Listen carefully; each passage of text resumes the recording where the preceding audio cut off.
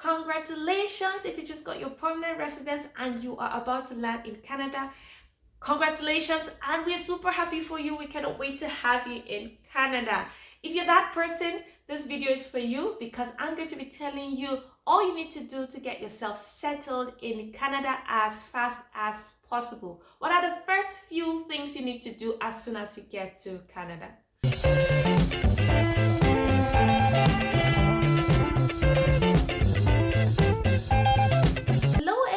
Welcome to my channel. My name is Janet. I am super excited to have you here. Today I'm going to be talking about something very interesting. So if you're new, do well to like, subscribe, and hit the notification bell so that when I have interesting contents like this, you will be notified as well. We're going to be talking about something very important. For those of you that got your permanent residence already and you are about to learn, some of you might be lost and wondering what are the things that you need to do. This video will tell you all that you need to do, the first few things you need to do to get yourself settled in Canada. Number one thing, of course, is for you to get landed in Canada to activate that permanent residency. If you have gotten your confirmation of permanent residence, that is not enough. You need to land in Canada. We need you here to activate that permanent residence. Once you get to Canada, you will need to activate that permanent residency at the entry point. You will not be allowed to get into Canada without activating your permanent residence. You do that at the airport. So either it's Vancouver Airport or Toronto Airport or Quebec Airport. You would need to activate your permanent residence. You will then be sent your permanent residence card, which will not be given to you at the airport. It will be sent to your address.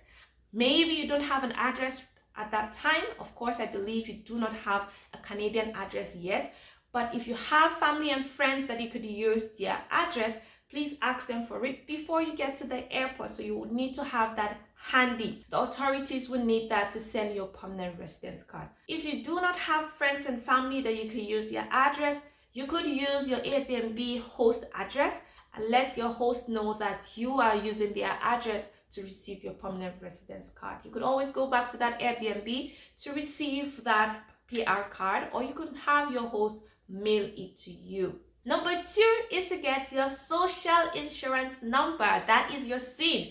That is your identification. If you do not have a SIN number, you're not known in Canada. So it is very important for you to have a SIN number. You cannot do anything in Canada if you do not have a SIN. You cannot get a job, you can't do anything. So you really need to have a SIN. You could do this at the airport if the Service Canada office is still open at the airport, or not to worry, if you're landing late and the office is already closed, you could get any Service Canada office nearest to you and get your SIN number. Number three is to get a bank account. Very, very important. It's hard to transact in Canada if you do not have a Canadian bank account.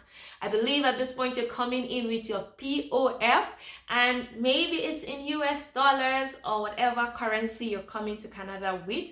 In Canada, the currency in use is a Canadian dollars. So you would need to convert your money into Canadian dollars. So you could go to any bank of your choice and have your money converted. When opening your bank account, I recommend you have two bank accounts, which is a checkings account and a savings account.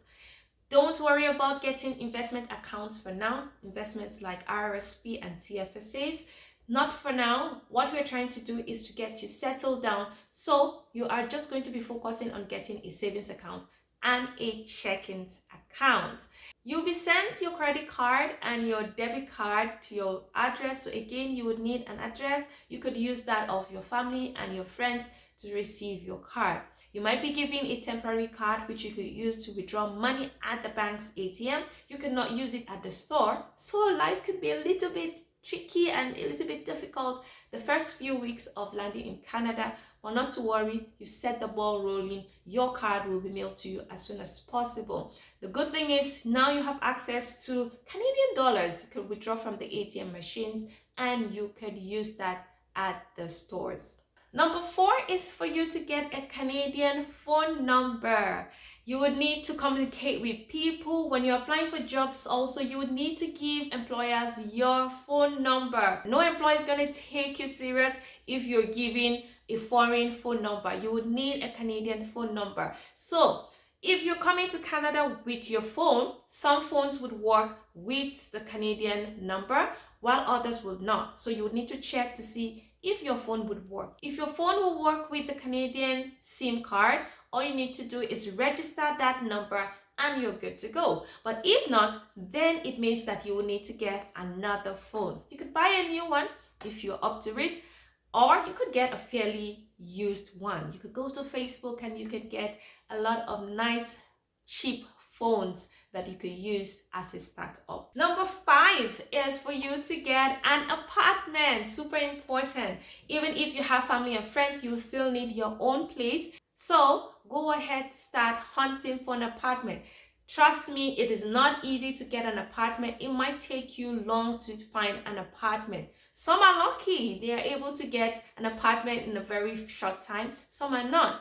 And the greatest challenge with looking for an apartment is the fact that you don't have a Canadian history. Landlords are skeptical whether to rent an apartment to you because they don't know if you're credible, if you're going to be a good tenant or a bad one. So they're very careful. So you might have landlords say, no, they're not going to rent an apartment for you, or they might require somebody to co-sign with you. If your friends and family are okay with that, they can co-sign on the lease with you. If not, then keep on searching. You might find one landlord that's willing to offer you the apartment even though they don't know much about you. Number 6 is for you to get a job. This is very, very important because trust me, Canada is quite expensive. Rent is very high. Grocery is very expensive. So you will need to get a job as soon as possible. Now, some people might feel very comfortable because they are coming in with a lot of POF. That's okay.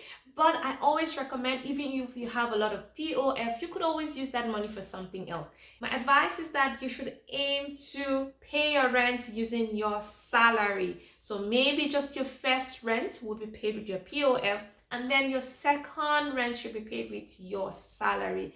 Some are lucky, this is quite easy for some people. Some get jobs even before coming to Canada, while others get it within the first week of coming to Canada.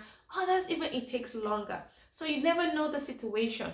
If you're that lucky, good for you. I'm happy for you. But if not, don't get discouraged. Keep on applying for jobs. One day you're going to definitely get one. It's not that difficult to get a job. I also recommend getting some settlement agencies that can help you with your resume writing and also in your job search. You need to get a job. You could do this at the same time with looking for an apartment, or you could wait to do it afterwards. It's really up to you what you want to do, but I recommend that you start that journey as soon as possible because it could take time. So go ahead to start looking for a job as soon as you can. If possible, start looking for a job even before you get to Canada. Just have an idea of what the employers are asking for. That is the end of my discussion today. I hope you found something valuable in my discussion today, and there are a lot more that you need to learn. So watch out for part 2. I'm going to talk about other things that you need to do to get settled. I'll talk about some of the mistakes to avoid just to make sure that you have a smooth landing and settling in Canada. Remember to like, subscribe, and hit the notification bell so that you'll be notified anytime I have new videos. See you next time. Bye.